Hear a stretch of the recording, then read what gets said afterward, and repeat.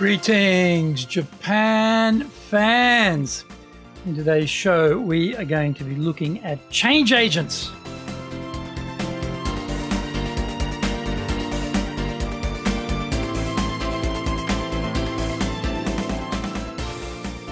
Maishu, arigatou gozaimasu, and welcome back to the 7th year of the Leadership Japan series. I'm your host, Dr. Greg Story, your corporate coaching and training guy committed to your success. The president of Dale Carnegie Training Japan, a best-selling author, Japan Sales Mastery and Japan Business Mastery. My new book, Japan Presentations Mastery, is going to be released shortly. We are broadcasting around the world from Minato-ku in the center of Tokyo, the leadership capital of Japan. Now, this podcast brings insights, examples, and experience about leading in Japan, and trust me, it is different here. Don't forget to subscribe and share this podcast with your family, friends, and colleagues. We are not being sponsored by Libsyn, but we value your privacy, which is why we have our podcast hosted by Libsyn, who, unlike many other podcast hosts, have a strict policy that does not allow access to your private information by anyone. Here is our daily podcast lineup on iTunes. Mondays, the Cutting Edge Japan Business Show. Tuesdays, the Presentations Japan series. Every second Tuesday, the Business Tatsujin no Oshie Show. Wednesdays, the Sales Japan series. Thursdays, the Leadership Japan series. And every second Thursday, the Business Pro Podcast Show. Fridays, the Japan Business Mastery Show. And Saturdays, Japan's top business interviews. Before we get going, today's handy Japanese phrase is kuyoki o suru na yo. Kuyoki o suru na yo. Kuyoki o suru na yo. Which is very, very informal, and it means, well, don't fret, don't worry, don't be down, okay? Someone's maybe depressed about something, maybe they're worried about something, then you can say, kuyoki o suru na yo, kuyoki o suru na yo, kuyoki o suru na yo, kuyoki o suru na yo. Very informal. Remember, this is very, very informal language. Kuyoki o suru na yo. Kuyoki o suru na yo. Kuyoki o suru na yo. Kuyoki o suru na yo. This is episode number 427, and we are talking about no change agent leaders needed in Japan. The following scenario will feel familiar to Japan old hands. The foreign enterprise hires the retired president of a local company to run their operation. After 5 years, it begins to become obvious the enterprise is getting nowhere. The aging president is retired out of the company, and headquarters dispatches one of their local leaders to Japan to turn things around. The brief is to get the Japan business moving and produce results. To a hammer, everything looks like a nail. And the foreign change agent Hammer has just landed at Haneda Airport.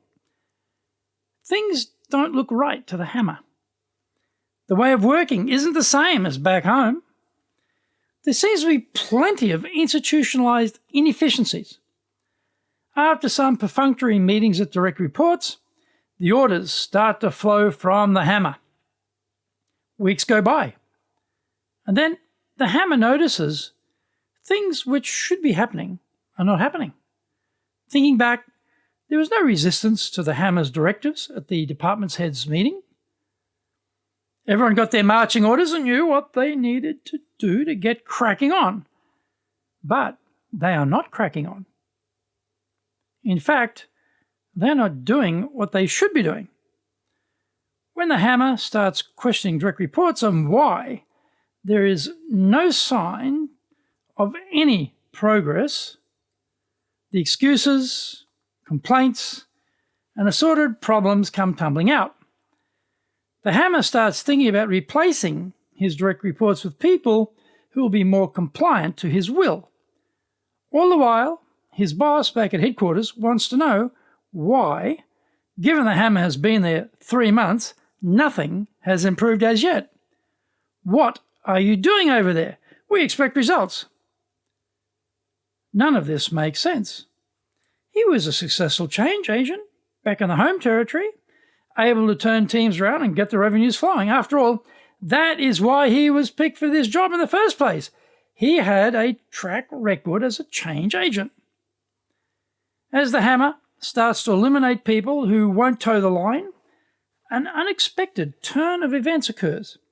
His boss tells him the board has received anonymous letters accusing him of destroying the company's relationships with key clients and that he has been sexually harassing female staff. "What the hell are you doing over there?" he is asked.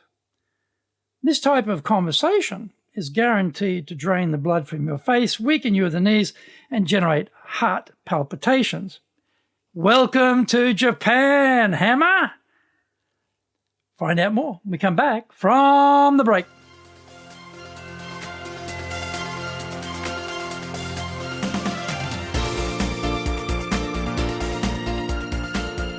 Our show today is brought to you by our public programs, but we also do custom-made in-house classes. Now, we do them in our super safe classroom, we do them live online, and we do them in Japanese, and we do them in English. Today's show is brought to you by, on the 8th of September, we're doing negotiations, on the 16th of September, we're doing conflict management, and on the 19th of October, we're doing storytelling. Our website is www.dale, D-A-L-E hyphen Carnegie, C-A-R-N-E-G-I-E .co.jp. You can email me at greg.story@dalecarnegie.com. If you like learning by watching videos, then we have over 1,000 for you there at Tokyo, Japan, Dale Carnegie TV on YouTube. Get my best-selling books, Japan Sales Mastery, the Bible for selling in Japan, and Japan Business Mastery, as well as my new book, Japan Presentations Mastery. We release 3 TV shows every week on YouTube. The Cutting Edge Japan Business Show, that's a premiere business show in Japan, comes out Mondays. Fridays we have Japan Business Mastery Show. Saturdays, Japan's top business interviews, where I interview leaders in Japan from SMEs all the way up to the corporate captains of industry on one topic, leading in Japan. Every second Thursday, we release the Business Pro Television Show. Don't forget, you can email me at greg.story@dalecarnegie.com.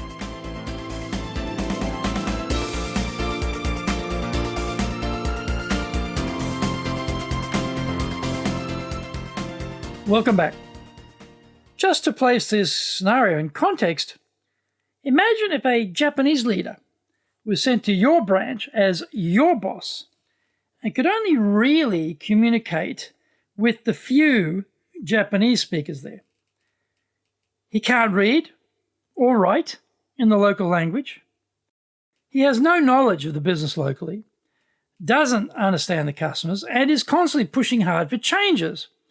Within short order, he starts sacking your colleagues because they have the temerity to say some of these changes are a bad idea and resist them. How would you react? What would you be thinking?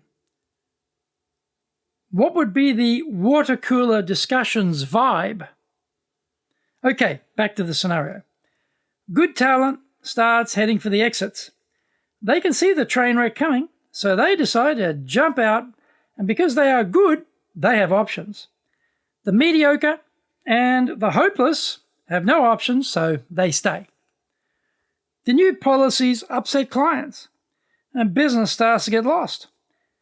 People who were shunted out or chose to leave had deep, long-standing relationships with clients, and these cannot be replaced easily or quickly. The global employee annual satisfaction survey results are a horror show. Results are not coming. Headquarters recalls the hammer and sends out Hammer Mark II to start again. This time around, let's start with understanding how the business is constructed here. Let's uncover all the spider webs of relationships, both within the organization and externally.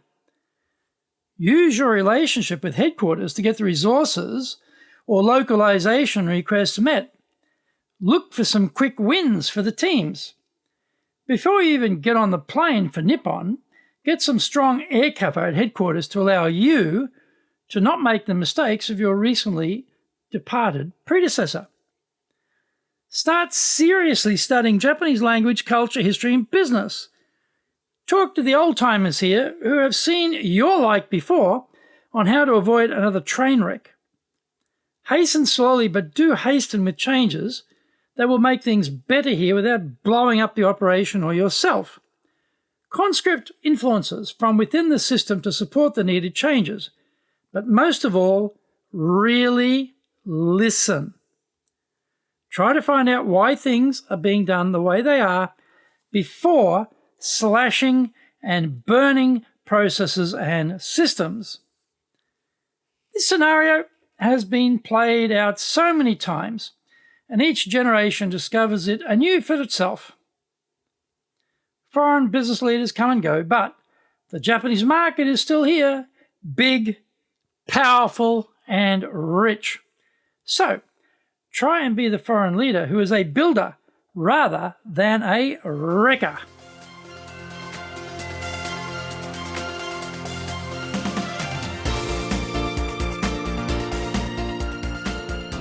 Thank you for joining the Leadership Japan series. If you found the program useful, then share it with your family, friends, and colleagues. Don't forget to subscribe and share this podcast. Take what you found valuable, immediately put it into action, because idea application is what makes winners winners.